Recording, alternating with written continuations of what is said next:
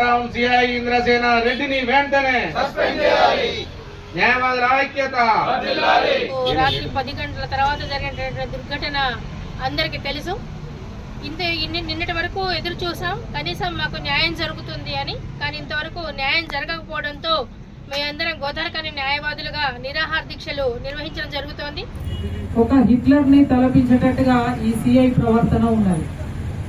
దాదాపు గత చాలా రోజుల నుంచి కూడా అనేక నిరసనలు ఇక్కడ సిఐ మీద వ్యక్తమైతే ఉన్నాయి.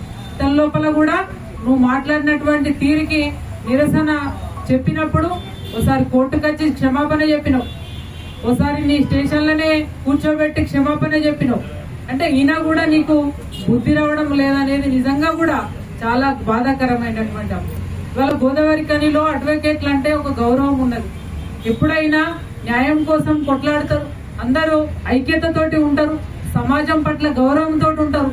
సమాజానికి ఏదైనా ఆపద వచ్చినప్పుడు అందరూ కూడా ఐక్యతతోటి సమాజం వైపు నిలబడతారనేటువంటి ఒక అభిప్రాయం గోదావరికనిలో ఉన్నటువంటి న్యాయవాదులకు ఉన్నది.